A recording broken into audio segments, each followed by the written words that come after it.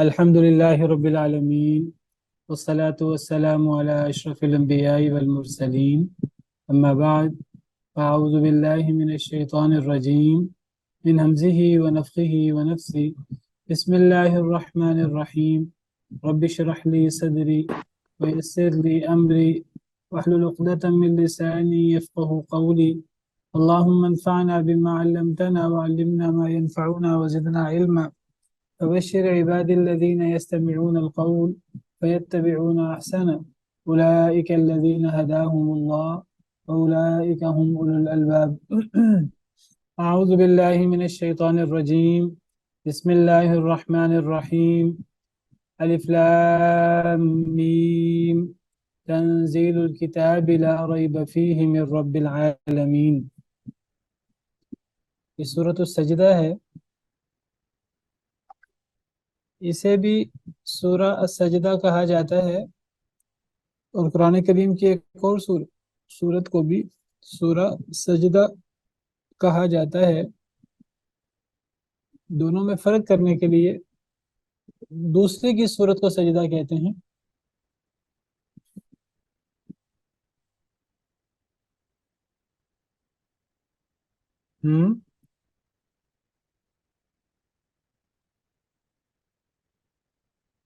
دوسری کی سورت کو سورہ سجدہ کہتے ہیں۔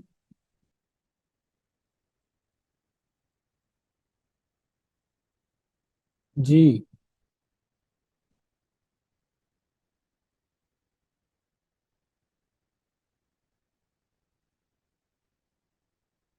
ہاں جی، ادھر ہیں حفاظ کرام۔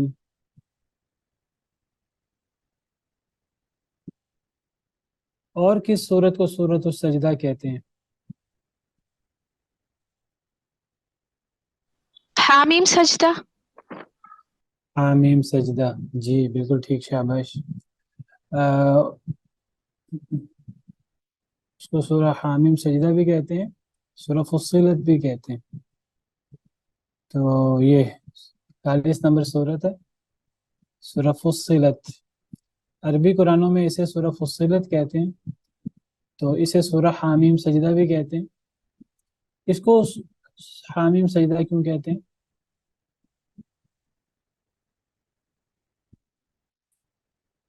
کیونکہ اس میں بھی سجدہ آتا ہے، لا تسجدوا للشمس ولا للقمر، اس کی آیت کریمہ 37-38، اس میں اللہ نے منع کیا سورج چاند کو سجدہ نہ کرو، بلکہ اس اللہ کو سجدہ کرو جس نے انہیں پیدا کیا ہے، اگر تم خاص اسی کی عبادت کرتے ہو۔ اور پھر اگلی آیت کریمہ جس میں فرشتوں کا ذکر ہے کہ فرشتے بھی اللہ کو ہی سجدہ کرتے ہیں، اللہ کی ہی بات مانتے ہیں۔ تو اس صورت میں بھی سجدے کا ذکر ہے، اور سجدہ موجود ہے، سجدہ تلاوت، اور اس صورت مبارکہ میں بھی سجدہ تلاوت موجود ہے دوسرے پیج میں۔ تو یا تو اسے سورۃ السجدہ کہہ دیتے ہیں صرف، اور اسے سورہ حامیم السجدہ کہہ دیتے ہیں فرق کرنے کے لیے، یا اسے سورہ الف لام میم سجدہ کہہ دیتے ہیں، اسے سورہ حامیم السجدہ کہہ دیتے ہیں، یا اس سورت کا نام سورہ فصلت بھی ہے، کیونکہ اس میں اس سورت کے شروع میں ہی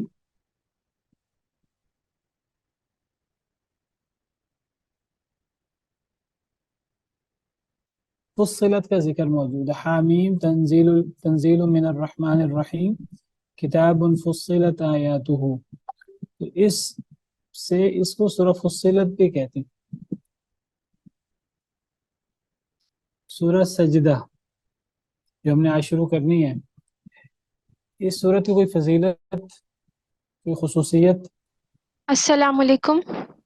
وعلیکم السلام ورحمۃ اللہ وبرکاتہ۔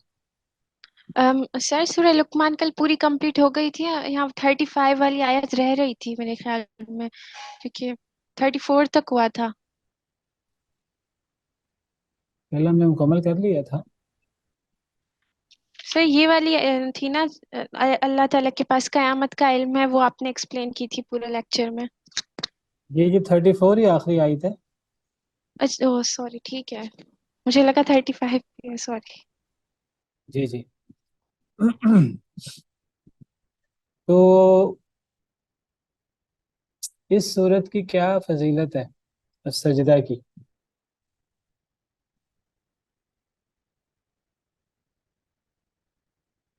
یہ قبر کے عذاب سے بچاتی ہے. وہ ویسے تو پورا قرآن کریم ہی انشاءاللہ سفارش کرے گا، قبر میں بھی بچائے گا اللہ کے حکم سے، لیکن وہ خصوصیت سورہ ملک کی ہے. یہ جمعے کے دن فجر کی نماز میں پڑھی جاتی ہے.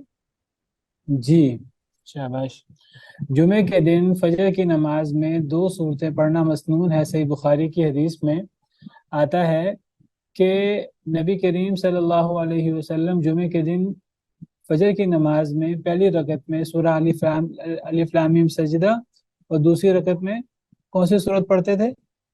سورۃ الدہر، جس کو سورہ الانسان بھی کہتے ہیں. تو فجر کی نماز میں جمعے کے دن نبی کریم صلی اللہ علیہ وسلم سورہ الف لام میم سجدہ پڑھا کرتے تھے اور سورہ الانسان بھی پڑھا کرتے تھے. تو یہ اس صورت کی فضیلت ہے کہ افضل ترین دن جمعہ کے دن اور افضل ترین نماز فجر کی نماز.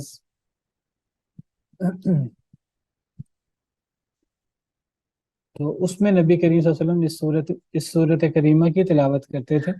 اس صورت میں بڑے زبردست اہم موضوعات بیان ہوئے، خاص طور پہ آخرت کے حوالے سے، جنت جہنم کے حوالے سے اور دیگر. تو اس صورت کی بڑی اہمیت ہے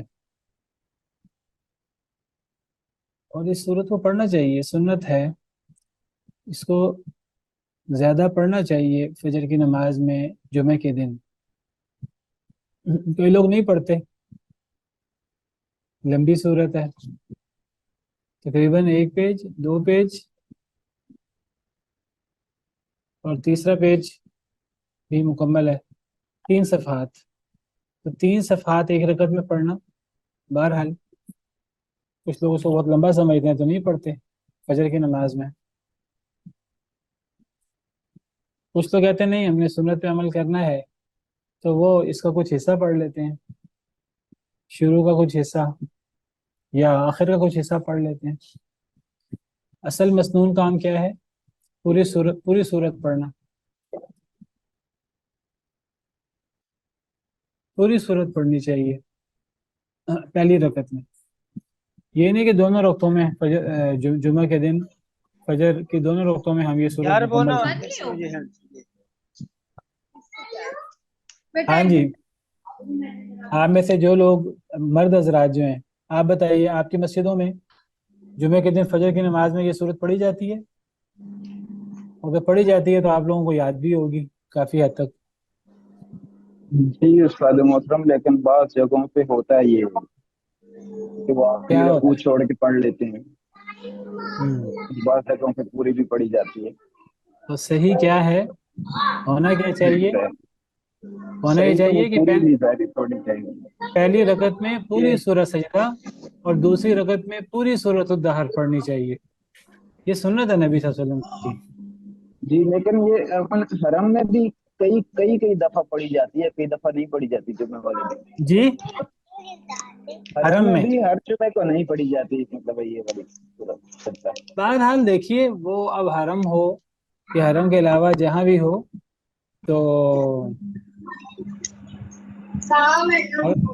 مسنون بہرحال یہی ہے کہ جمعے کے دن فجر کی نماز میں یہ صورت پہلی رکعت میں پڑھنی چاہیے. یہ حدیث ہے صحیح بخاری کی. سیدنا ابو ہریرہ رضی اللہ تعالیٰ عنہ راوی ہیں، کان النبی صلی اللہ علیہ وسلم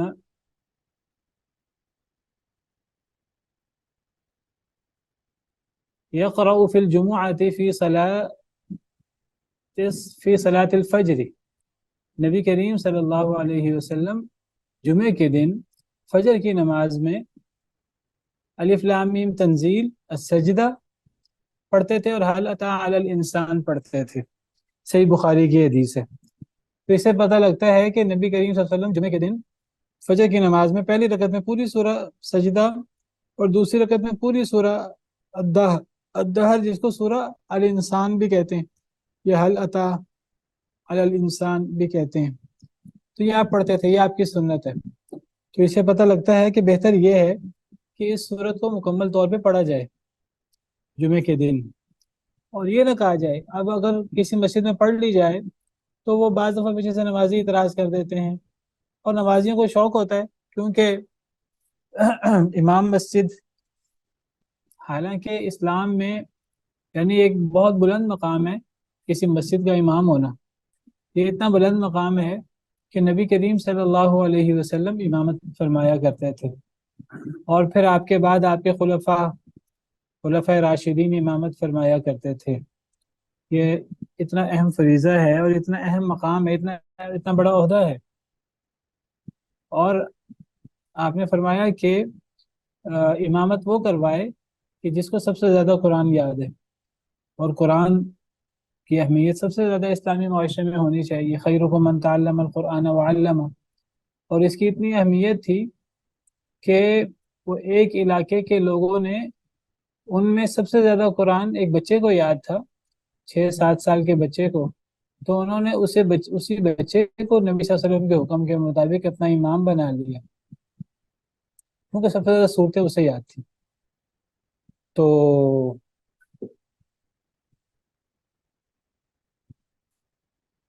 बाज़ लोग क्या करते हैं कि अगर इमाम साहब लंबी सूरत पढ़ दें जुमे के दिन फजर की नमाज में सूरत सजदा, तो लोग इतराज़ शुरू कर देते हैं कि जी आपने फितने में मुब्तला कर दिया, आपने पिछले लोगों का ध्यान नहीं किया, ये नहीं किया, वो नहीं किया। पीछे बूढ़े भी होते हैं, क्या ख्याल है, ध्यान करना चाहिए बूढ़ों का?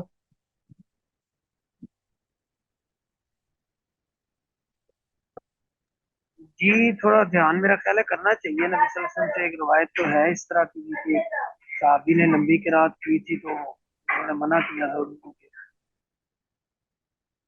ध्यान करना चाहिए तो फिर सूरह इखलास पढ़ लेनी चाहिए।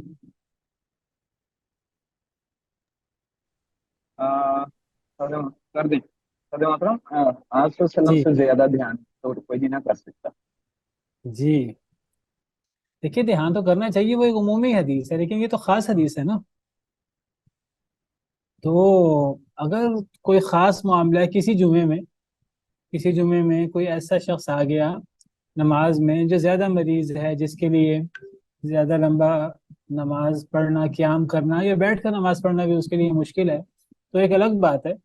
वरना आम रूटीन में तो मस्जिद में जवान भी होते हैं, बूढ़े भी होते हैं, बच्चे भी होते हैं, औरतें भी होती हैं। तो नबी करीम सल्लल्लाहु अलैहि वसल्लम के पीछे बूढ़े नहीं होते थे, नबी करीम सल्लल्लाहु अलैहि वसल्लम के पीछे बच्चे नहीं होते थे, औरतें नहीं होती थी। उसके बावजूद आपने जब एक सुन्नत जारी की है तो फिर हमें उस सुन्नत पे अमल करना चाहिए। बाकी जहाँ तक नबी करीम सल्लल्लाहु अलैहि वसल्लम ने हज़रत मुआज़ बिन जबल को मना किया, तो हज़रत मुआज़ बिन जबल के बारे में ये कहाँ है कि वो सूरह सजदा पढ़ते थे तो आपने उनको मना किया? वो तो पता नहीं कौन सी लंबी लंबी सूरतें शुरू कर देते थे, उनको कुरान पढ़ने का इतना शौक था कि वो इशा की नमाज नबी करीम सल्लल्लाहु अलैहि वसल्लम के साथ पढ़ते थे आपकी इक्तिदा में, और फिर अपने मोहल्ले में जाकर अपने मोहल्ले वालों को अलग नमाज पढ़ाया करते थे। उनका शौक था रोजाना नबी करीम सल्लल्लाहु अलैहि वसल्लम के साथ नमाज पढ़ते, जो असल उनकी फ़र्ज नमाज होती थी इशा की, वो नबी करीम सल्लल्लाहु अलैहि वसल्लम के साथ होती थी। फिर वापस आकर अपने मोहल्ले में अपनी मस्जिद में इमामत करवाते थे, वो उनकी नफली होती थी, पीछे वालों की फ़र्ज होती थी। इससे ये भी पता लगता है कि इमाम नफली नमाज पढ़ रहा हो, पीछे फ़र्ज नमाज पढ़ी जा सकती है। इससे पता लगता है कि इमाम की नीयत का मुक्तदी की नीयत का फ़र्क हो सकता है। ये हो सकता है कि इमाम जोर की नमाज पढ़ रहा हो, थोड़ा लेट नमाज पढ़ रहा हो जोर की, पीछे मुक्तदी असर की नमाज पढ़ ले, या इसके उल्ट भी हो सकता है। तो हज़रत मुआज़ बिन जबल नबी करीम सल्लल्लाहु अलैहि वसल्लम के क़दा में अपनी इशा की फ़र्ज नमाज पढ़ते थे, और फिर अपने मोहल्ले में अपनी मस्जिद में आकर वो अपने मोहल्ले वालों को इशा की नमाज पढ़ाते थे। उनकी नफली होती थी, पीछे मोहल्ले वालों की फ़र्ज होती थी। और वो इतना उनको शौक था कुरान पढ़ने का, नमाज का, कि वो दूसरी नमाज भी जो उनकी नफल होती थी वो लंबी पढ़ा देते थे, बस वो लंबी सूरतें शुरू कर देते। तो एक दफ़ा वो एक सहाबी बड़े थके हुए थे, तो कई दफ़ा जब उनको इस चीज़ से वास्ता पड़ा तो उन्होंने इसकी नबी सल्लल्लाहु अलैहि वसल्लम को शिकायत लगाई। तो नबी सल्लल्लाहु अलैहि वसल्लम नाराज़ हुए हज़रत मुआज़ बिन जबल से, अफ़त्तानुन अंत या मुआज़, تو یہ بات ٹھیک ہے، پیچھے ہمیں مقتدی لوگوں کا دھیان کرنا چاہیے، لیکن ہمیں دیکھنا چاہیے کہ دھیان کرنے سے کیا مراد ہے۔ اب ایک بندہ 1 رکوع 1.5 رکوع پڑھ دے وہ فجر کی نماز میں، اور آپ دیکھیں فجر کی نماز تو ہے ہی قرآن، اللہ نے فجر کی نماز کو قرآن قرار دیا، کہاں قرآن قرار دیا ہے؟ فجر کی نماز کو فجر کہا ہی نہیں، کہا ہے قرآن۔ ان قرآن الفجر کان مشہودا، اس کو لے کے جی، اقیم الصلاۃ لدلوک الشمس الی غسق اللیل وقرآن الفجر ان قرآن الفجر کان مشہودا، نماز کی بات ہو رہی ہے، نماز قائم کیجیے سورج کے ڈھلنے سے، اقیم الصلاۃ لدلوک الشمس الی غسق اللیل، رات چھا جانے تک، ظہر کی نماز کا ذکر ہے، عشاء کی نماز کا ذکر ہے، ظہر سے عشاء تک کا ذکر ہے، وقرآن الفجر، اور فجر کا قرآن لفظی معنی، مراد کیا؟ فجر کی نماز، فجر کی نماز کو فجر کا قرآن کا ہے۔ فجر کی نماز میں تو رکھتے ہی 2 رکھی ہیں اللہ تعالیٰ نے، نبی صلی اللہ علیہ وسلم نے اللہ کے حکم سے 2 رکھتے ہیں، اور وہ 2 رکعتوں میں اصل تو قیام ہی ہے لمبا سا، تو رکعتیں بھی تھوڑی کر دیں، سارا قیام ہے، تو لمبا قرآن پڑھنا چاہیے۔ اور جب فجر میں قرآن پڑھا جاتا ہے تو وہ اتنا بابرکت وقت ہے کہ فرشتے حاضر ہو کر قرآن سنتے ہیں۔ ان قرآن الفجر کان مشہودا، فجر کے وقت کا قرآن یا فجر کی نماز، اس میں تو حاضری ہوتی ہے، کس کی؟ فرشتوں کی، بہت زیادہ فرشتوں کی حاضری ہوتی ہے۔ آپ کو پتہ فرشتوں کی 2 شفٹیں ہیں، دونوں شفٹیں فجر کی نماز میں اکٹھی ہو جاتی ہیں۔ وہ جو رات کی آئی ہوتی ہیں عصر کے وقت کی، انہوں نے جانا ہوتا ہے، وہ فجر کی نماز پڑھ کے جب یہ لوگ نماز پڑھتے ہیں تو وہ موجود ہوتے ہیں نماز میں، اور دوسری شفٹ جنہوں نے فجر سے لے کے عصر تک رہنا ہوتا ہے وہ بھی شفٹ آ چکی ہوتی ہے۔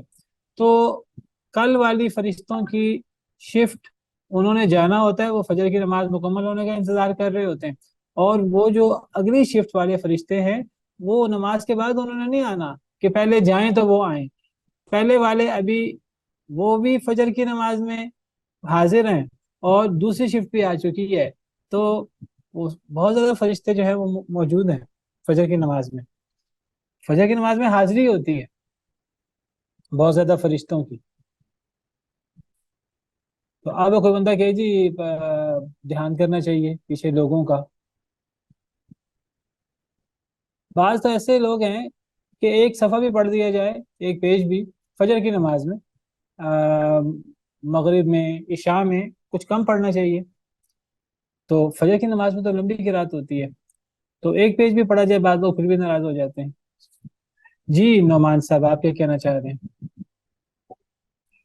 جی سر، میں یہی کہنا چاہ رہا تھا کہ نبی علیہ السلام کے پیچھے نماز پڑھنے کی کیفیت یقیناً مختلف ہوتی ہوگی کسی دوسرے صحابی کے پیچھے پڑھنے سے، تو اس لیے شاید ذوق اور شوق میں بھی اتنا ہی اضافہ ہو جاتا ہوگا، تو اس یہ کو بات تو ٹھیک ہے، یہ بات تو بالکل ٹھیک ہے، بڑا فرق ہے نبی صلی اللہ علیہ وسلم کے پیچھے نماز پڑھنے کا اور ایک عام صحابی یا ایک عام مسلمان کے پیچھے نماز پڑھنے کا۔ آپ اپنی بات مکمل کریں۔ جی، تو اسی بنا پر شاید انہوں نے طوالت سے تھوڑا سا گریز کرنے کا کو بھی کہا ہوگا کہ خیال جی کیا جی، جائے۔ نہیں لیکن نا اصل میں نعمان صاحب یہ واضح نہیں ہے کہ وہ حضرت معاذ کتنا لمبا پڑھتے تھے، وہ تو اتنا لمبا پڑھ جاتے تھے کہ وہ شاید پورا پورا پارا پڑھ جاتے ہوں، 10 15 15 20 صفحے پڑھ جاتے ہیں۔ ہمیں نہیں معلوم کہ وہ جو شکایت آئی آپ کے پاس تو وہ کتنا پڑھا تھا، یہ صراحت نہیں ہے کہ کتنا پڑھا تھا۔ ہاں یہ صراحت ہے کہ نبی صلی اللہ علیہ وسلم نے حضرت معاذ بن جبل کو فرمایا تھا۔ لیکن سر ایک جگہ پہ یہ بھی تو آتا ہے کہ وہ کچھ چند صورتیں نبی صلی اللہ علیہ وسلم نے بتائی تھی کہ ان میں سے پڑھا کرو، وہ 20 جی وہی میں بتانے لگا ہوں کہ نبی صلی اللہ علیہ وسلم نے انہیں یہ فرمایا تھا کہ تمہیں یہ کافی تھا کہ تم سورہ شمس اور اس جیسی صورتیں پڑھ لو۔ عشاء کی نماز کے لیے آپ نے یہ بتایا نا، اب فجر کی نماز میں نبی صلی اللہ علیہ وسلم کی ایک اپنی سنت ہے، آپ نے ایک تعلیم دی ہے امت کو، تو اب اگر کوئی امام صاحب سورہ سجدہ پڑھیں 3 پیجز کی، تو اب کوئی اعتراض کرے، کسی کے اعتراض کی وجہ اس کی شدت بیماری ہو یا کوئی خاص مسئلہ ہو تو ایک الگ چیز ہے، ورنہ یہ اعتراض نہیں کرنا چاہیے اس پہ اعتراض تو نبی صلی اللہ علیہ وسلم کی سنت پر اعتراض ہوا۔ یہ تو ایسے ہے جیسے کوئی شخص جو ہے وہ جمعے کی نماز میں سورہ سبح اسم ربک الاعلی، سورہ غاشیہ پڑھے، یا سورہ جمعہ، سورہ منافقون پڑھے جو سنت ہے، تو لوگ آگے سے اعتراض کریں. یا کوئی عید کی نماز میں سورہ قمر پڑھ لے، سورہ قمر سورہ رحمان سے پہلے ہے. عید کی نماز میں نبی کریم صلی اللہ علیہ وسلم سورہ قمر، سورہ قاف کی تلاوت کرتے تھے. کوئی شخص جمعے کی نماز میں یا جمعے میں سورہ قاف پڑھے، یعنی سنت پر عمل کرے، اور آگے سے بدلا کوئی اس کو منع کرے، ڈانٹے، اعتراض کرے، تو یہ تو اعتراض سنت پہ ہوگا نا. کوئی وجہ ہے پھر تو ٹھیک ہے، کوئی وجہ نہیں ہے پھر تو اعتراض نہیں کرنا چاہیے. اور اگر ہم یہ کہ نہیں وہ تو نبی صلی اللہ علیہ وسلم کے ساتھ خاص تھا، تو نعمان صاحب پھر تو نبی صلی اللہ علیہ وسلم کی تمام سنتیں ہی نبی کریم صلی اللہ علیہ وسلم کے ساتھ خاص ہو جائیں گی، پھر امت کے لیے کیا بچے گا؟ اصل میں وہ تو ہر عمل ہی پھر نبی صلی اللہ علیہ وسلم کے ساتھ خاص ہے. یہی بات جو ہے وہ عام طور پر صوفی حضرات دیگر لوگ کہتے ہیں. ان سے کہا جاتا ہے کہ جو نبی صلی اللہ علیہ وسلم کی سنت ہے اسی طرح احسان، اخلاص اور احسان جس کو وہ کہتے ہیں، تو زیادہ نیکی وغیرہ، زہد، تقوی ورع، تو وہ کہتے ہیں اصل میں وہ جو طریقے تھے قرآن و حدیث کے، وہ تو نبی صلی اللہ علیہ وسلم کی موجودگی میں تھے. نبی صلی اللہ علیہ وسلم کی شخصیت کی برکت موجود تھی، تو صحابہ کرام کو اور طریقوں کی ضرورت نہیں تھی. اب ہمارے پاس تو نبی صلی اللہ علیہ وسلم نہیں ہے، اب ہمیں تو اور طریقوں کی ضرورت ہے. ہمیں تو دل کو جاری کرنے کے لیے، ہمیں تو ذکر و اذکار کے لیے، ہمیں تو احسان سلوک کی منزلیں طے کرنے کے لیے، ہمیں تو چلوں کی اور چیزوں کی ضرورت ہے. کیا خیال ہے پھر؟ جی مس نورین. السلام علیکم. وعلیکم السلام ورحمۃ اللہ. جی استاد، ابھی تو میں نے شاید جو لوگ غامدی صاحب کو بہت زیادہ سنتے ہیں ان سے بھی یہ اعتراض بہت آتا ہے کہ یہ تو شخصی باتیں ہیں، یہ تو ان سے منسوب ہیں، ان کے بعد جو ہے نا یہ ہمارے لیے حجت نہیں ہے. تو اس طرح تو بہت ساری چیزیں نکل جائیں گی. اس طرح تو ساری چیزیں ہی. پھر لقد کان لکم فی رسول اللہ اسوۃ حسنہ کا مطلب کیا ہوا؟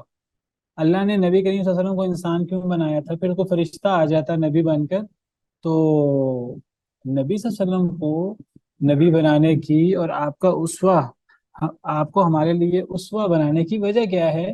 کہ نبی صلی اللہ علیہ وسلم کا ہر عمل ہمارے لیے آپ کی سنت ہے، اس پر امت کو عمل کرنا ہے. اب ہم یہ کہیں کہ نہیں وہ تو نبی صلی اللہ علیہ وسلم کے ساتھ خاص ہیں. نبی صلی اللہ علیہ وسلم کے ساتھ کوئی چیز خاص ہے، اس کی خصوصیت کی دلیل چاہیے. جیسے آپ نے ایک وقت میں 9 بیویاں رکھی، یہ آپ کی خصوصیت ہے، باقی لوگوں کو اس کی اجازت نہیں ہے. یا کوئی عورت اگر آپ کے پاس آ جاتی اور اپنے آپ کو آپ کے لیے پیش کر دیتی، آپ بغیر ولی کے شادی کر سکتے تھے اس سے. آپ تو پوری امت کے لیے ولی، باپ کی حیثیت رکھتے تھے، ولی کی حیثیت رکھتے تھے. تو نبی صلی اللہ علیہ وسلم کو شادی کرنے کے لیے ولی کی ضرورت نہیں تھی. وَامْرَأَةً مُؤْمِنَةً إِنْ وَهَبَتْ نَفْسَهَا لِلنَّبِيِّ إِنْ أَرَادَ النَّبِيُّ أَنْ يَسْتَنْكِحَهَا خَالِصَةً لَكَ مِنْ دُونِ الْمُؤْمِنِينَ. اگر کوئی عورت اپنے آپ کو ہبہ کر لے، اپنے نفس کو نبی کے لیے، اور نبی اسے شادی کرنا چاہے تو نبی اسے شادی کر سکتا ہے. لیکن یہ نبی کے لیے خاص ہے، پوری امت کے لیے نہیں ہے. یہ پوری امت کو تو جو خاص چیزیں ہیں نبی صلی اللہ علیہ وسلم کے ساتھ، جس کی دلیل ہے باقاعدہ کہ وہ آپ کی خصوصیت ہے، وہی آپ کی خصوصیت ہے. جس میں خصوصیت نہیں ہے تو اس طرح تو ہر چیز ہی پھر خصوصیت بن جائے گی. پھر تو نبی صلی اللہ علیہ وسلم جو نماز پڑھتے تھے وہ بھی آپ کی خصوصیت ہوگی، پھر جو دیگر آپ کام کرتے تھے، روزہ رکھتے تھے، وہ بھی آپ کی خصوصیت ہوگی. پھر تو آپ کی ساری سنتیں ہی آپ کی خصوصیت ہو گئی. پھر امت کیا کرے؟ امت کے پاس تو کچھ بھی نہیں بچتا پھر. تو لقد کان لکم فی رسول اللہ اسوۃ حسنہ کا مطلب ہے کہ امت کے لیے نبی کا ہر فعل، ہر قول، آپ کے سامنے کوئی کام ہوا، تقریر، امت کے لیے ہر چیز حجت ہے بالعموم، الا یہ کہ نبی صلی اللہ علیہ وسلم کو اصلاحات کر دیں، آپ فرما دیں یہ فلاں کے لیے خاص ہے، فلاں کے لیے نہیں ہے. آپ نے ایک صحابی کو چھوٹا جانور ذبح کرنے کی اجازت دی، آپ نے کہا تم سے کفایت کر جائے گا، تمہارے بعد کسی کے لیے کفایت نہیں کرے گا. ایک ایسی خصوصیات ہوں تو الگ چیز ہے، ورنہ نبی صلی اللہ علیہ وسلم کے احکامات اور آپ کی سنتیں وہ امت کے لیے سنت ہیں. تو پھر میرا سوال دوبارہ اپنی جگہ پر کہ جمعہ کی نماز میں ہمیں سورہ سجدہ اور سورہ الدہر کو پڑھنا چاہیے کہ نہیں پڑھنا چاہیے. تو آپ لوگ خود بھی اس کا اہتمام کریں، اگر آپ نماز پڑھائیں، اور اگر آپ کسی کے پیچھے نماز پڑھیں تو انہیں بھی توجہ دلائیں. تو کوئی یہ پڑھائیں، کوئی اعتراض کرے تو اعتراض نہیں کرنا چاہیے. اعتراض گویا کہ نبی صلی اللہ علیہ وسلم کی سنت پر اعتراض ہے. بلکہ میں تو یہ سمجھتا ہوں کہ گویا کہ نبی کریم صلی اللہ علیہ وسلم نے اس طرح فجر کی نماز میں کتنا قرآن پڑھا جائے اس کی ایک آپ نے تربیت کی ہے کہ فجر کی نماز میں لمبا قرآن پڑھنا چاہیے، یعنی تقریباً 2-2.5 پیجز کے برابر، کوئی 30-40 آیتوں کے برابر قرآن پڑھنا چاہیے ایک رکعت میں، لمبا پڑھنا چاہیے. ورنہ اگر وہ باقی ہر رکعت میں آدھا پیج پڑھنا ہے فجر کی نماز میں، اور جمعے کے دن جب وہ 3 پیجز پڑھیں گے، جب 6 گنا پڑھیں گے امام صاحب، تو پچھلے لوگوں کو تکلیف تو پھر ہوگی. جی نعمان صاحب. جی سر، اصل میں ہمارا ایک المیہ یہ بھی ہے کہ فجر میں زیادہ تر ضعیف لوگ ہی ہوتے ہیں، تو اگر وہ لمبا قرآن میرا خیال ہے اس میں پڑھ دیں گے تو وہ پھر ایک صف جو ہوتی ہے وہ بھی فریز ہونا شروع ہو جائے گی. نعمان صاحب میں پھر بات کہوں گا کہ کیا نبی صلی اللہ علیہ وسلم کے پیچھے بوڑھے صحابہ نہیں ہوتے تھے؟ کیا آپ کے دور میں بوڑھے ہوتے ہی نہیں تھے؟ ہم کیوں نبی صلی اللہ علیہ وسلم کی سنت کو پورا کرنے سے ہم کہہ رہے ہیں کہ جی مشکل ہوگی لوگوں کے لیے؟ وقرآن الفجر کیوں کہا گیا؟ فجر کی نماز کا اور کوئی عشاء کی نماز کا یا مغرب کی نماز کا کوئی فرق ہونا چاہیے کہ نہیں ہونا چاہیے؟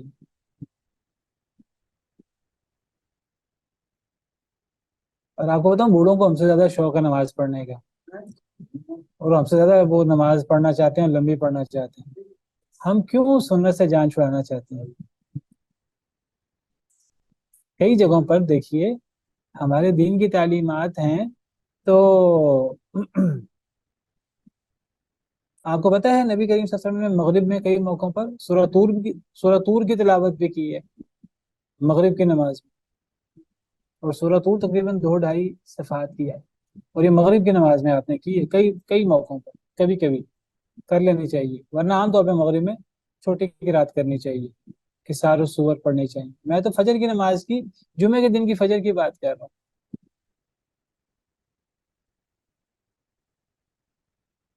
دیکھیے اس طرح اگر ہم سنتوں سے کنی کترانا شروع کریں گے تو پھر یہ جو عقیقہ کرنا ہے، پھر یہ بھی کون سا فرض ہے کون سا واجب ہے؟ سنت ہی ہے نا. کر لیا جائے تو ٹھیک ہے، نہ بھی کر لیا جائے تو کیا حرج ہے؟ قربانی عید کے موقع پر یہ کون سی فرض ہے؟ کر لی جائے تو ٹھیک ہے، نہ کر لی جائے تو پھر بھی کیا حرج ہے؟ کون سا ضروری ہے کون سا فرض ہے؟ کہتے ہیں کہ سیدنا ابوبکر سیدنا عمر بعض دفعہ قربانی نہیں کرتے تھے، یہ بتانے کے لیے کہ یہ فرض نہیں ہے، تو ساری امت ہی کرنا چھوڑ دے. پھر فرض نماز ہی پڑھنی چاہیے، پھر سنتیں پڑھنے کی کیا ضرورت ہے؟ اگر اس طرح کر کے اگر ہم دیکھیں نبی صلی اللہ علیہ وسلم نے جن چیزوں کا اہتمام کیا ہے، آپ نے میانہ ربی کا اہتمام کیا ہے، آپ نے بوڑھوں کا دھیان کیا ہے. ہاں اللہ یہ کہ کوئی خاص اللہ نہ کرے نماز ہو رہی ہو، کوئی حادثہ ہو جائے، کوئی بندہ بیمار ہو بیماری کی وجہ سے. نبی صلی اللہ علیہ وسلم نماز میں لمبی قرات کر رہے ہوتے تھے، پیچھے کوئی بچہ رونا شروع کر دیتا تو آپ اپنی نماز چھوٹی کر دیتے تھے کہ وہ جو ماں ہے بچے کی تو اس کی کیا کیفیت ہوگی. تو یہ تو ٹھیک ہے، اس کا دھیان کر لیا جائے. آپ کو پتہ تھا پیچھے بچے موجود ہیں، آپ کو پتہ تھا پیچھے بوڑھے موجود ہیں، لیکن آپ نے ایک طریقہ کار مقرر کیا ہے. تو اب جو آپ نے جمعے کے دن فجر کے لیے ایک طریقہ کار مقرر کیا ہے، ایک سنت رکھی ہے، اس سنت کا اہتمام ہونا چاہیے. اگر کوئی بندہ عید کے موقع پر، میں آپ سے سوال کرتا ہوں، نبی صلی اللہ علیہ وسلم عید کے موقع پر سورہ قمر کی تلاوت کرتے تھے. اب سورہ قمر کافی لمبی صورت ہے. اب کوئی بندہ عید کے موقع پر سورہ قمر کی تلاوت کرے تو عید میں بھی بوڑھے لوگ آ جاتے ہیں، تو پھر وہ بھی نہیں کرنی چاہیے، پھر وہ فتنہ کا باعث نہیں بنے گا.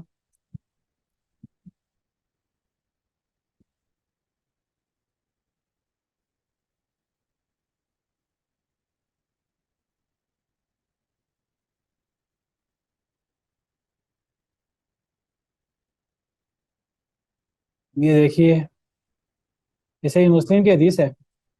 سیدنا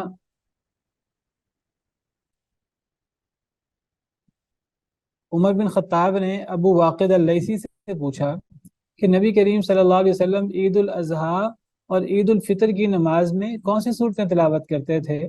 تو انہوں نے فرمایا کہ وہ سورہ قاف والقرآن المجید اور سورہ اقتربت الساعۃ وانشق القمر پڑھا کرتے تھے. اب سورہ قاف والمجید والقرآن المجید یہ کافی لمبی صورت ہے.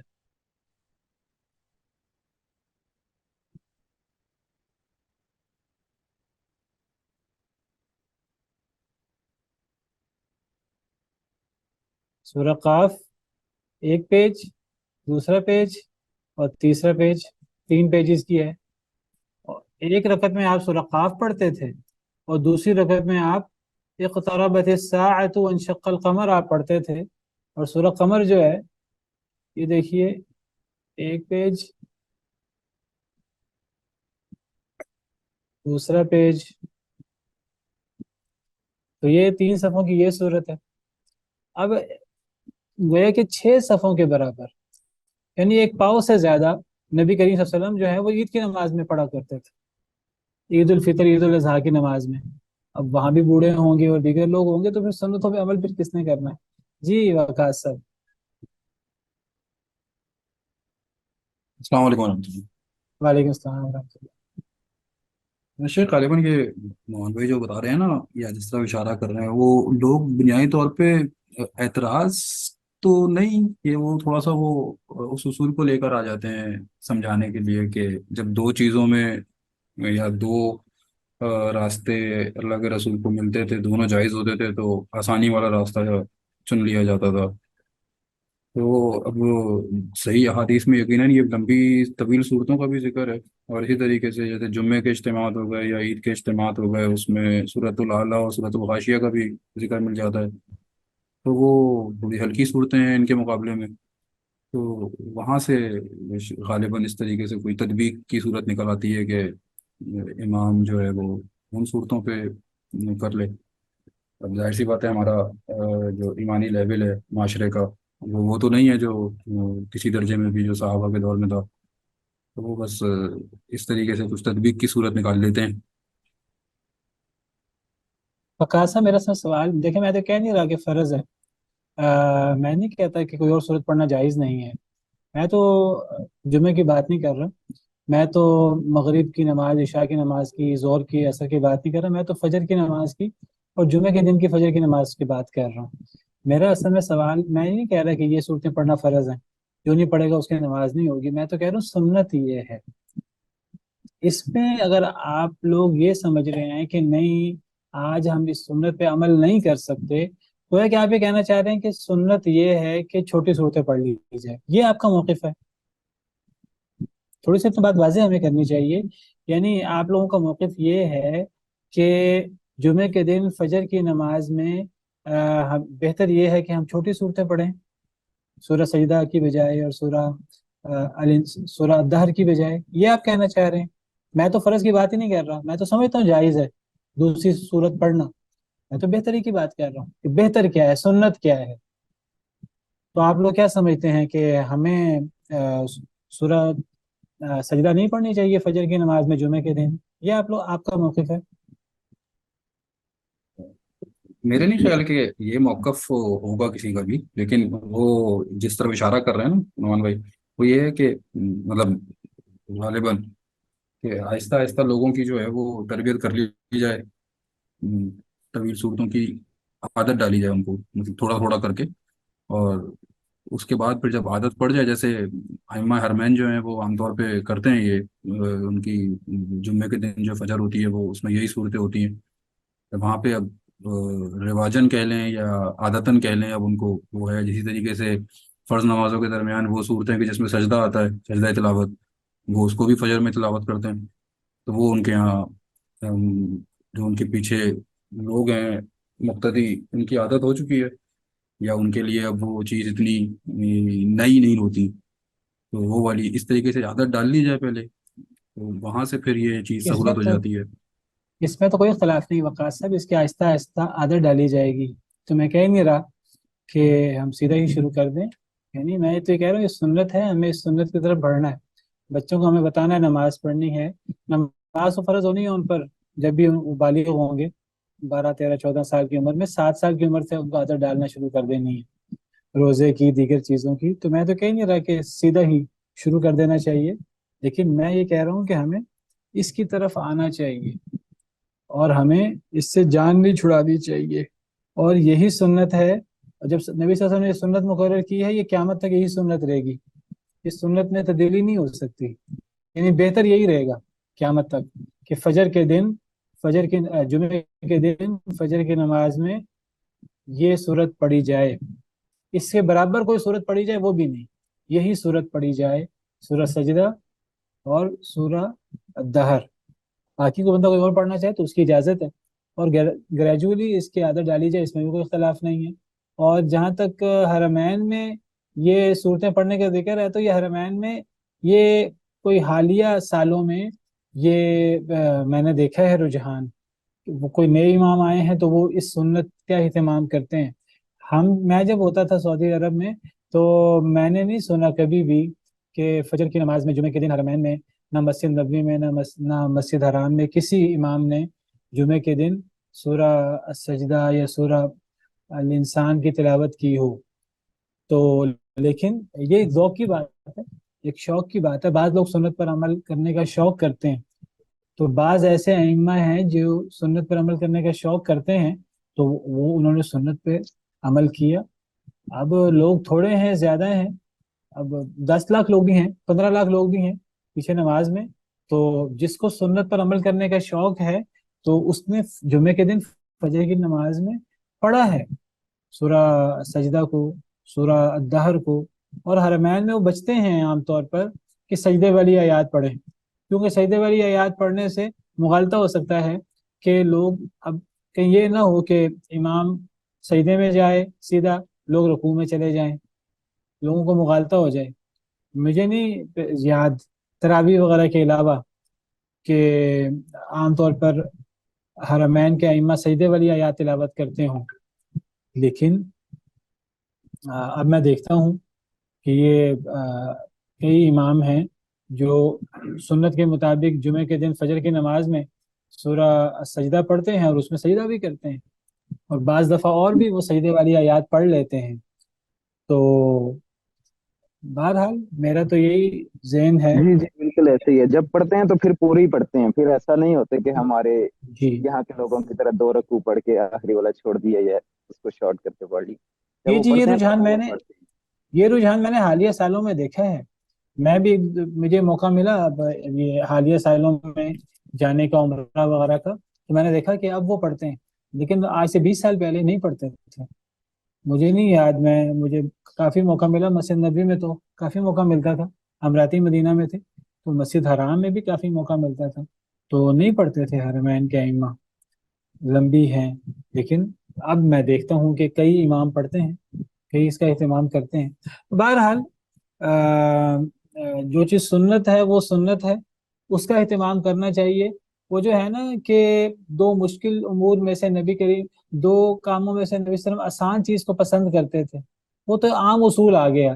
جہاں نبی صلی اللہ علیہ وسلم کی اپنی ایک اسپیسیفک سنت آ گئی نا، اگر ہم یہ اصول اپنا لیں گے نا کہ جی جو سنت ہے، فرض نہیں ہے، آپ نے فرض نہیں کیا اس کو، جو سنت ہے وہاں آسان چیز کو اختیار کرنا چاہیے، بہتر یہ آسان چیز کو اختیار کیا جائے. تو پھر آپ مجھے بتائیے، آپ کو پتہ ہے کہ ظہر کی نماز میں جو بندہ زور سے پہلے 4 رکھتے زور کے بعد 4 رکعتوں کا اہتمام کرے تو یہ بھی یعنی ایک بہت بڑی فضیلت ہے اس کی.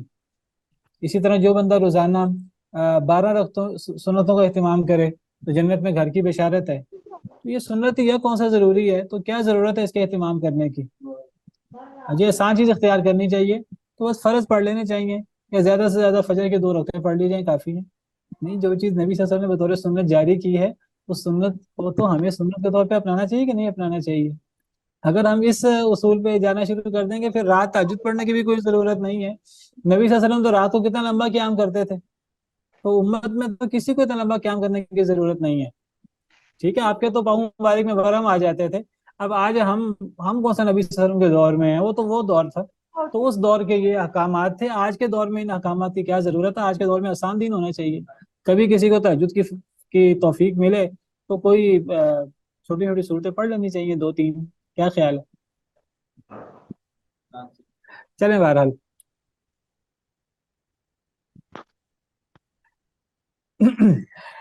تو جو سنت ہے وہ سنت ہے، وہ پوری امت ایک طرف ہو جائے سنت سنت رہے گی اور وہ افضل رہے گی، اور اس پہ ہمیں عمل کرنا ہے. چاہے مسجد کے کمیٹی والے یا کوئی چودھری ٹائپ لوگ، کوئی کاروباری حضرات جنہوں نے مسجد بنائی ہے، چاہے بوڑھے لوگ، وہ گھروں سے بعض دفعہ ٹینشن میں آ جاتے ہیں تو پھر مسجد میں وہ پھر خوب تبصرے کرتے ہیں اور مسجد میں کسی کو کسک نہیں دیتے. ہاں کسی کی مجبوری ہے، ایک الگ چیز ہے، اس کی مجبوری کا دھیان کرنا چاہیے. لیکن جو ایک عمومی طریقہ کار ہے، ایک عمومی سنت ہے، وہ سنت ہے، اور اس سنت کی کسی کو خلاف ورزی نہیں کرنی چاہیے. اور جو بندہ اس سنت کی خلاف ورزی کرنے سے روکے کسی کو اور ڈانٹے کسی کو بلا وجہ، کوئی باقاعدہ کوئی وجہ نہیں ہے، وہ اس سے بچنا چاہیے، اس سے ڈرنا چاہیے. گویا کہ وہ نبی کریم صلی اللہ علیہ وسلم کی سنت پر اعتراض کر رہا ہے. نبی صلی اللہ علیہ وسلم نے سنت جاری کی ہے فجر کی نماز میں، فجر کی نماز کے لیے جمعے کے دن. اور بلکہ میں تو یہ سمجھتا ہوں کہ جب آپ نے جمعے کے دن اس کو فجر کی نماز کے لیے سنت کے طور پہ جاری کیا، تو میرا ایک رائے ہے، غلط بھی ہو سکتی ہے، کہ فجر کی نماز اس سے ہفتے کے تمام دنوں کی فجر کی نماز اس کے قریب قریب ہونی چاہیے. یہ کوئی یہ نہیں ہے جیسے میں نے ذکر کیا یہ ہمیں عجیب کیوں لگ رہا ہے. ہمیں عجیب اس لیے لگتا ہے کہ ہماری عام فجر کی نمازیں بہت چھوٹی ہو گئی ہیں. ہم نے کیوں اتنی چھوٹی نمازیں کی ہیں؟ حالانکہ میں کہہ رہا ہوں آپ سے، قرآن کہتا ہے فجر کی نماز کو، قرآن فجر کا قرآن کہتا ہے، قرآن نے فجر کی نماز کو فجر کے قرآن کا نام دیا ہے. وقرآن الفجر ان قرآن الفجر کان مشہودا. تو نبی کریم صلی اللہ علیہ وسلم عام فجر کی نماز بھی لمبی پڑھا کرتے تھے، 50 آیتوں کے برابر آپ فجر کی نماز پڑھا کرتے تھے، عام فجر کی نماز. تو آپ جب جمعے کے دن فجر کی نماز میں آپ سورہ سجدہ اور سورہ الدہر کی تلاوت کرتے تھے تو صحابہ کرام کے لیے مشکل بھی نہیں ہوتا تھا. ہمارے لیے یہ مشکل کیوں ہے؟ ہمارے لیے مشکل اس لیے ہے کہ ہم نے عام فجر کی نماز بہت چھوٹی کر دی ہے. آج ایک بندہ بمشکل شاید ایک پیج بھی پڑھنا اس کے لیے آسان مشکل ہے.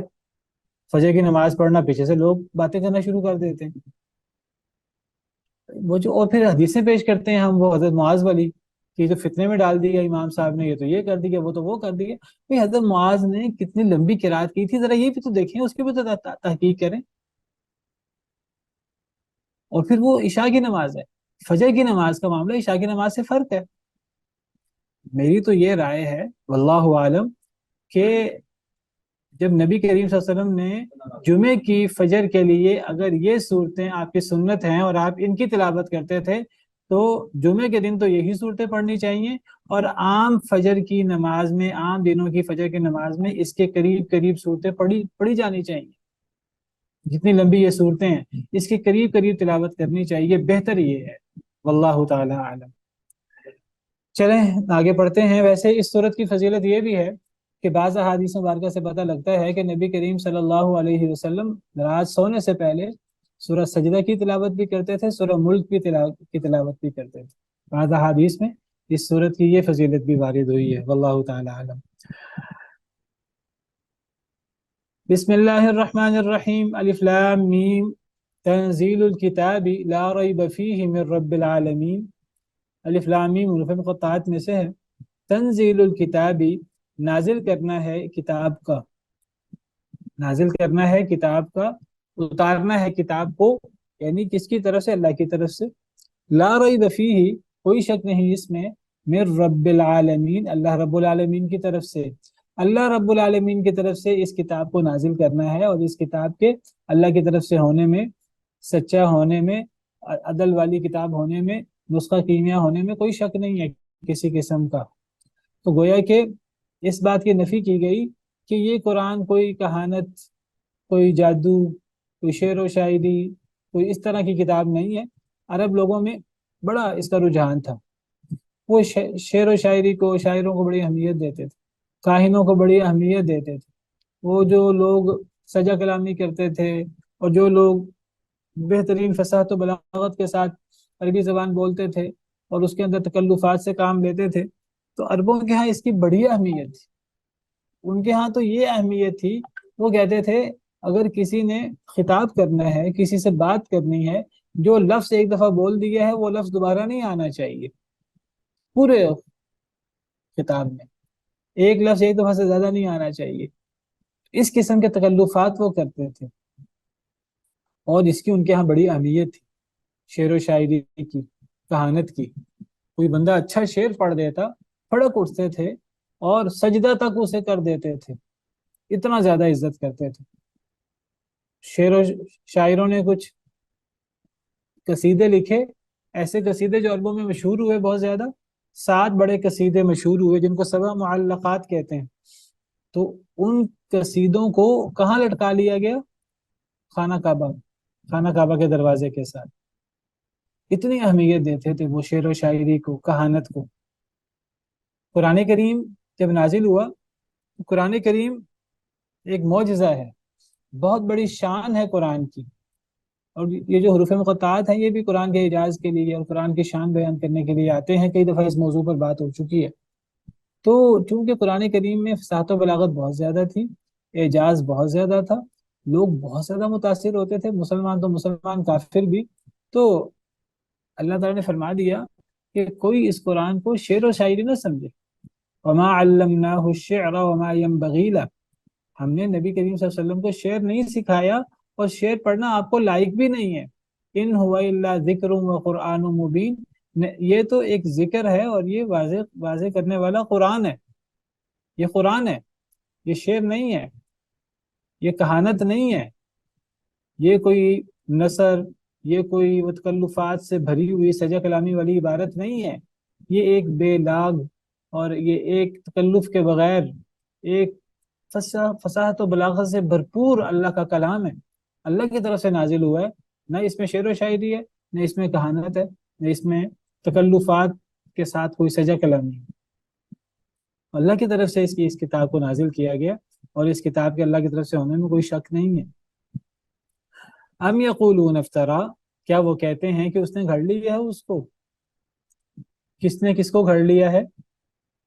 یعنی محمد صلی اللہ علیہ وسلم نے گھڑ لیا اس کو، یعنی اس قرآن کو۔ کیا وہ کہتے ہیں؟ کون کہتے ہیں؟ مشرکین مکہ۔ کیا مشرکین مکہ کا اعتراض یہ ہے کہ محمد صلی اللہ علیہ وسلم نے اس قرآن کو گھڑ لیا ہے؟ بل هو الحق، اللہ فرماتے ہیں نہیں، ایسی بات نہیں ہے۔ بلکہ هو الحق، وہ حق ہے، من ربک، آپ کے رب کی طرف سے۔ اس کو محمد صلی اللہ علیہ وسلم نے نہیں گھڑا، آپ کا کلام نہیں ہے، اللہ رب العالمین کا کلام ہے، اللہ کی طرف سے نازل ہوا ہے، وہ حق ہے، آپ کے رب کی طرف سے آیا ہے، 7 آسمانوں کے اوپر سے۔ کیوں آیا ہے؟ کیوں نازل کیا اللہ نے؟ لتنذر قوما ما اتاہم، تاکہ آپ ڈرائیں اس قوم کو، ما اتاہم من نذیر من قبلک، نہیں آیا ان کے پاس کوئی ڈرانے والا آپ سے پہلے، لعلہم یہتدون، تاکہ وہ ہدایت یافتہ ہو جائیں، تاکہ وہ ہدایت حاصل کریں۔ تو مشرکین اعتراض کرتے تھے کہ یہ تو انسانی کلام ہے۔ اللہ نے فرمایا انسانی کلام نہیں ہے، یہ تو اللہ کی طرف سے برحق کلام ہے، اللہ کا کلام ہے، انسانی کلام نہیں ہے۔ اور اللہ کا کلام ہونے کی کیا دلیل ہے؟ انسانی کلام ہونے کی نفی اللہ نے یہ تو یہاں تو اللہ نے فرمایا کہ یہ انسانی کلام نہیں ہے، یہ حق ہے آپ کے رب کی طرف سے، یہاں اللہ نے دلیل نہیں دی۔ قرآن کریم میں اللہ نے اس کے عقلی دلائل پیش کیے ہیں کہ یہ انسانی کلام نہیں ہے، یہ اللہ کا کلام ہے۔ کیا عقلی دلائل اللہ تعالیٰ نے پیش کیے ہیں؟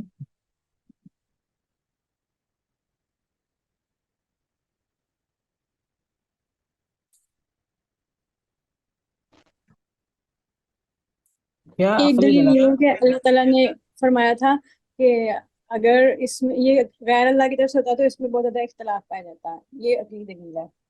بالکل ٹھیک۔ عقلی دلیل بہت بڑی یہ ہے کہ اگر یہ غیر اللہ کی طرف سے ہوتا ہے اس میں اختلاف ہوتا۔ قرآن کریم کے نزول کا تقریباً 23 سالہ عرصہ ہے۔ 23 سال کے عرصے میں اگر کوئی انسانی کلام ہوتا ہے انسان بھول جاتا ہے۔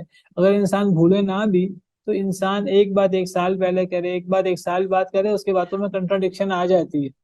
ایک انسان آسان دنوں کے اندر کوئی بات کرتا ہے، مشکل دنوں کے اندر کوئی بات کرتا ہے، بیماری کے دنوں میں کوئی بات کرتا ہے، صحت مندی کے دنوں میں کوئی بات کرتا ہے، باتوں میں اس کا ٹکراؤ آ جاتا ہے، مزاج میں فرق آ جاتا ہے، رویے میں فرق آ جاتا ہے، بات چیت میں فرق آ جاتا ہے، 2 سال کی پہلے کی بات میں 2 سال کی بعد میں فرق آ جاتا ہے۔ ایک تو قرآن میں فرق کوئی نہیں ہے، اور یہ قرآن کی حقانیت کی بہت بڑی عقلی دلیل ہے کہ قرآن اللہ کی طرف سے ہے۔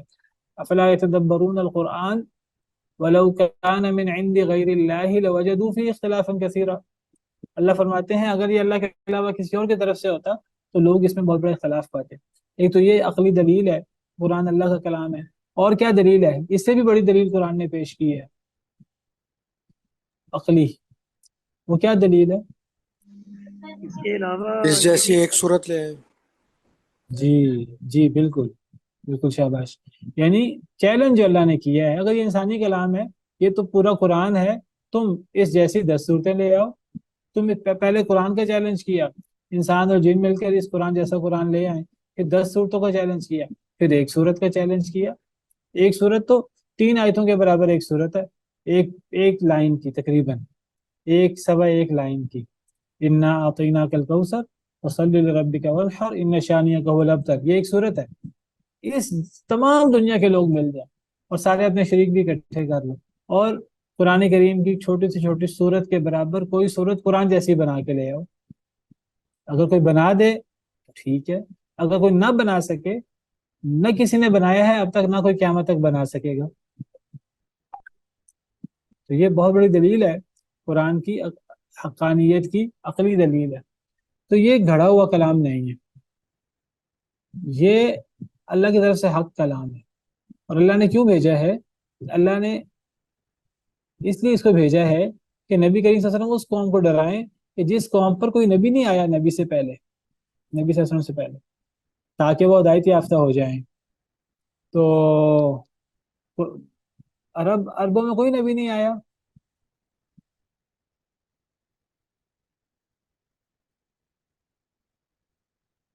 عربوں میں کوئی نبی نہیں آیا۔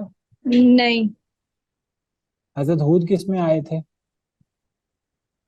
حضرت صالح کس میں آئے تھے؟ حضرت اسماعیل کن میں آئے تھے؟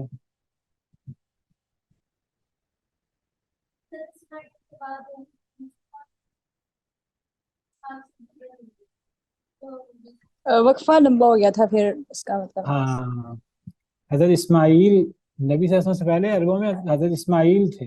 حضرت ہود، حضرت صالح یہ بھی عربوں میں تھے۔ مدائن صالح سعودی عرب میں ہی ہے، یمن بھی عرب ہیں، اصل عرب یمن، قحطان وغیرہ۔ تو حضرت ہود علیہ السلام یمن کے علاقے کے ہیں، احقاف کے، اور حضرت صالح علیہ السلام قوم سمود یہ حجر علاقے کے، حجر علاقہ یہ مدینہ کے قریب علاقہ ہے یہ، لیکن بہت پرانے ہیں یہ۔ تو حضرت اسماعیل کے بعد سے لے کر نبی صلی اللہ علیہ وسلم تک کوئی نبی نہیں آیا عربوں میں، اس علاقے میں، تو مکہ وغیرہ اور اس کے ارد گرد۔ تو وہ چونکہ بہت لمبا عرصہ ہے اس لیے اس کو تعبیر کیا کہ کوئی نبی نہیں آیا، ورنہ حضرت اسماعیل تو آئے تھے۔ تو چلیں اتنا ہی کافی ہے، اور اگلی آیت انشاءاللہ پھر کل شروع کرتے ہیں۔ تو کیوں اللہ نے قرآن بھیجا ہے؟ لعلہم یہتدون، تاکہ لوگ ہدایت یافتہ ہو جائیں۔ تو ہدایت حاصل کرنے کا سب سے بڑا ذریعہ قرآن ہے، قرآن اور قرآن کی تشریح۔